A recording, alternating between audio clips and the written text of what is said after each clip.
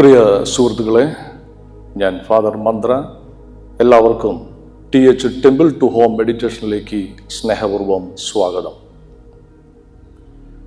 ഇന്ന് നാം പരിശോധിക്കുന്നത് യേശു പഠിപ്പിച്ച ധ്യാനത്തിലെ രണ്ടാം ഘട്ടമായ വാതിൽ അടയ്ക്കുക എന്നതിൻ്റെ ആഴത്തിലുള്ള അർത്ഥമാണ്.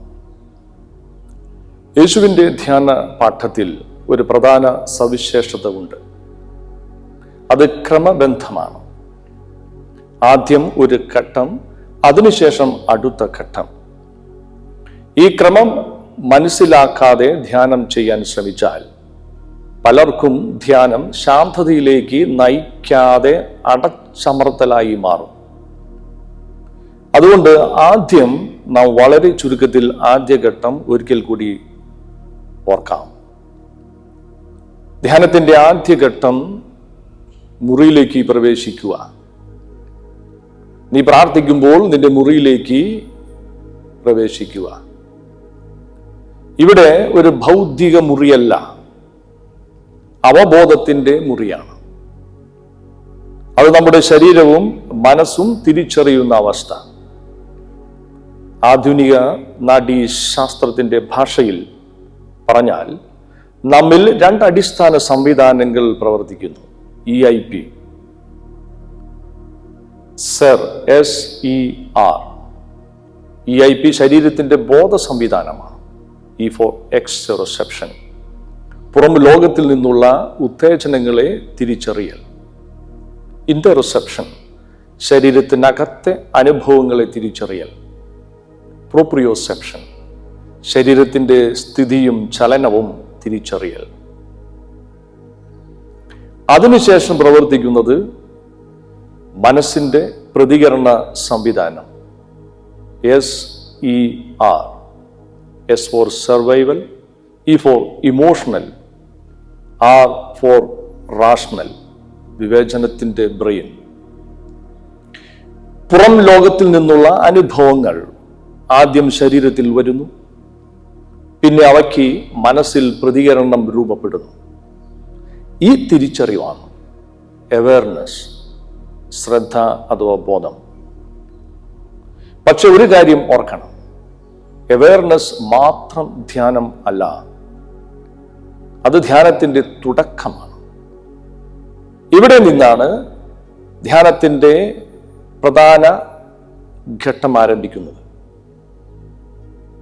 ഇന്ന് നാം ഈ പ്രധാന വിഷയത്തിലേക്ക് കടക്കുകയാണ്. രണ്ടാം ഘട്ടമായ വാതിൽ അടയ്ക്കുക. ഇത് വളരെ പ്രധാനപ്പെട്ട ഒരു പരിശീലനമാണ്. വാതിൽ അടയ്ക്കുക എന്നത് ലോകത്തെ നിഷേധിക്കുക അല്ല, പകരം അത് ബോധപൂർവമായ തിരഞ്ഞെടുക്കപ്പെട്ട നിയന്ത്രണമാണ്. അവയർനെസ് ഉണ്ടായാൽ നമുക്ക് തിരിച്ചറിയാൻ കഴിയുന്നു ഏത് ഉത്തേജനം അനാവശ്യമാണ്, ഏത് ചിന്ത നമ്മെ അലട്ടുന്നു, ഏത് വികാരം നമ്മെ അസ്ഥിരമാക്കുന്നു. അപ്പോൾ നാം ക്രമേണ ഇന്ദ്രിയവാതിലുകൾ ശമിപ്പിക്കാൻ, അടയ്ക്കാൻ തുടങ്ങുന്നു. ഇത് ധ്യാനത്തിൽ രണ്ട് ഘട്ടങ്ങളിലായി നടക്കുന്നു. ആദ്യത്തെ ഘട്ടത്തെ പറയുന്നതാണ് റിമോട്ട് ക്ലോസിംഗ്, അതായത് ജീവിതത്തിൽ സ്ഥിരമായി അഭ്യസിക്കേണ്ട അടയ്ക്കൽ. രണ്ട്, പ്രോക്സിമേറ്റ് ക്ലോസിംഗ്, ധ്യാന സമയത്ത് ചെയ്യേണ്ട അടയ്ക്കൽ. എന്താണ് റിമോട്ട് ക്ലോസിംഗ്? ഇത് ധ്യാനത്തിന് മുമ്പ് നടക്കുന്ന ഒരു തയ്യാറെടുപ്പാണ്. നമ്മുടെ മനസ്സ് സാധാരണയായി പുറം ലോകത്തോട് ശക്തമായി ബന്ധപ്പെട്ട് പ്രവർത്തിക്കുന്നു. കണ്ണുകൾ കാണുന്നു, ചെവികൾ കേൾക്കുന്നു, മനസ്സ് അനവധി ചിന്തകളിലൂടെ സഞ്ചരിക്കുന്നു. ഈ അവസ്ഥയിൽ നിന്ന് നേരിട്ട് ധ്യാനത്തിലേക്ക് കടക്കാൻ ശ്രമിച്ചാൽ മനസ്സ് ഉടൻ ശാന്തമാകില്ല. ധ്യാനിക്കുമ്പോൾ നമ്മൾക്ക് അസ്വസ്ഥത അനുഭവപ്പെടും. അതുകൊണ്ട് ധ്യാനിക്ക് ഒരു പ്രാരംഭ ശമനഘട്ടം ആവശ്യമാണ്. ഇതാണ് റിമോട്ട് ക്ലോസിംഗ്. ഈ ഘട്ടത്തിൽ നാം ചില ലളിതമായ കാര്യങ്ങൾ ചെയ്യുന്നു. കണ്ണുകളുടെ വാതിൽ അടയ്ക്കുക, ശാന്തമായ സ്ഥലം തിരഞ്ഞെടുക്കുക, ചെവികളുടെ വാതിൽ ശമിപ്പിക്കുക. അനാവശ്യ സംഭാഷണങ്ങളിൽ നിന്ന് മാറുക.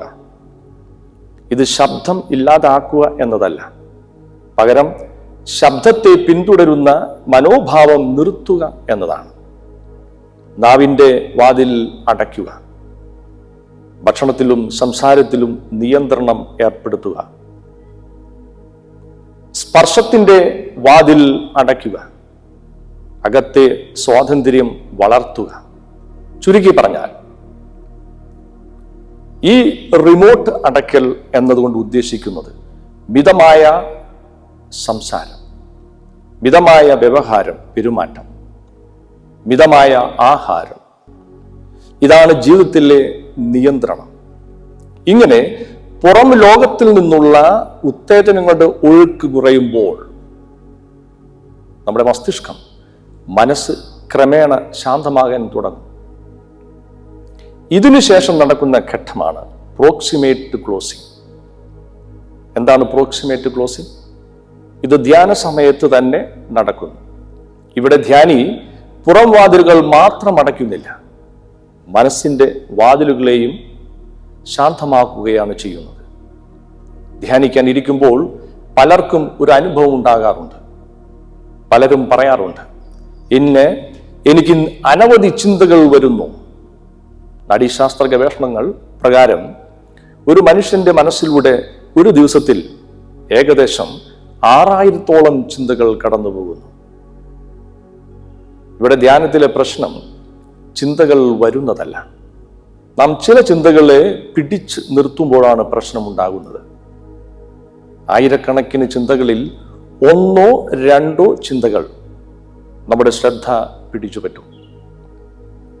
അവ വീണ്ടും വീണ്ടും ആവർത്തിക്കുമ്പോൾ അത് മനസ്സിൽ ഒരു മാനസിക കട്ടിപ്പ്, മെന്റൽ തിക്നെസ് സൃഷ്ടിക്കുന്നു. A thought goes to the mind, circulate and create thickness. ഈ കട്ടിപ്പ് മനസ്സിന്റെ പ്രവാഹത്തെ തടസ്സപ്പെടുത്തുകയും ധ്യാനത്തിൽ ഡിസ്ട്രാക്ഷനായി മാറുകയും ചെയ്യുന്നു. അതുകൊണ്ട് ധ്യാനിയുടെ പരിശീലനം വളരെ ലളിതമാണ്. ചിന്തകളെ പിന്തുടരാതിരിക്കുക. ഒരു ചിന്ത ഉയരുമ്പോൾ അത് മനസ്സിന്റെ വാതിൽക്കൽ വന്ന ഒരു സന്ദർശകനെ പോലെ കാണുക. അത് പിടിച്ചു നിർത്താതെ കടന്നു പോകാൻ അനുവദിക്കുക. ഇതിനെയാണ് ധ്യാനത്തിൽ ഡിറ്റാച്ച്ഡ് ഒബ്സർവേഷൻ എന്ന് പറയുന്നത്. ക്രൈസ്തവ പുരാതന മരുഭൂമിയിലെ പിതാക്കന്മാർ ഇതിനെ വളരെ മനോഹരമായി വിശദീകരിക്കുന്നുണ്ട്. ഒരിക്കൽ ഒരു നോവിസ് തൻ്റെ ഗുരുവിനോട് ചോദിച്ചു, ഞാൻ ധ്യാനത്തിനിരിക്കുമ്പോൾ എന്തുകൊണ്ട് എൻ്റെ മനസ്സിൽ നിരവധി ചിന്തകൾ വരുന്നു? ഞാൻ ഇനി എന്ത് ചെയ്യണം? ഗുരു ആ നോവിസിനോട് പറഞ്ഞു, നിന്റെ മുറിയുടെ മുകളിൽ ആയിരക്കണക്കിന് പക്ഷികൾ പറന്നു പോകാം. അവയെ തടയാൻ നിനക്ക് കഴിയില്ല. പക്ഷെ ഒരു പക്ഷി നിന്റെ മേൽക്കൂരയിൽ കൂട് കെട്ടാൻ തുടങ്ങുകയാണെങ്കിൽ അത് അനുവദിക്കരുത്. ചിന്തകളും അങ്ങനെ തന്നെയാണ്. അവ പറന്നു പോകട്ടെ, പക്ഷേ അവ മനസ്സിൽ കൂട് കെട്ടാൻ അനുവദിക്കരുത്. സ്നേഹമുള്ളവരെ, ഇതിനൊരു ശാസ്ത്രീയ വിശദീകരണവുമുണ്ട്. നാഡീശാസ്ത്രത്തിൽ സെൻസറി ഗേറ്റിംഗ് എന്നൊരു പ്രക്രിയയുണ്ട്. ഇത് നമ്മുടെ ബ്രെയിനിന്റെ ഒരു ഫിൽട്ടറിംഗ് സിസ്റ്റമാണ്. ഇത് നിയന്ത്രിക്കുന്ന ഒരു പ്രധാന സംവിധാനം തന്നെ നമ്മുടെ ബ്രെയിനിലുണ്ട്. അതിനെ റെക്ടിക്കുലർ ആക്ടിവേറ്റിംഗ് സിസ്റ്റം, RAS എന്നാണ് വിളിക്കുക. ഇത് നമ്മുടെ ശ്രദ്ധയെ നിയന്ത്രിക്കുന്നതാണ്. പുറം ലോകത്തിൽ നിന്നുള്ള ശബ്ദം, വെളിച്ചം, ചലനം എന്നിവയിൽ ഏത് ശ്രദ്ധിക്കണം എന്ന് തീരുമാനിക്കുന്നത് ഈ സിസ്റ്റമാണ്, നാഡീ സിസ്റ്റമാണ്. ആധുനിക ജീവിതത്തിൽ വിവരങ്ങളുടെ അമിത ഒഴുക്ക് കാരണം നമ്മുടെ ഈ RAS എന്ന സിസ്റ്റം പലപ്പോഴും ഹൈപ്പർ അലേർട്ട് അവസ്ഥയിലാകും. അതിനാൽ മനസ്സ് നിരന്തരം പുറത്തേക്ക് ചാടിക്കൊണ്ടിരിക്കും. നമ്മൾ അനുവർത്തിക്കുന്ന റിമോട്ട് ക്ലോസിംഗ് ചെയ്യുമ്പോൾ പുറം ഉത്തേജനങ്ങൾ കുറയുന്നു. പ്രോക്സിമേറ്റ് ക്ലോസിംഗ് ചെയ്യുമ്പോൾ ചിന്തകളെ പിന്തുടരുന്ന പ്രവണത നിർത്തുന്നു. അപ്പോൾ റാസ് പുറം ലോക നിരീക്ഷണത്തിൽ നിന്ന് മാറി അകത്തേക്കുള്ള ശ്രദ്ധയിലേക്ക് മാറുന്നു. ശ്വാസത്തിലേക്ക്, ശരീരബോധത്തിലേക്ക്, മനസ്സിന്റെ പ്രവാഹത്തിലേക്ക്.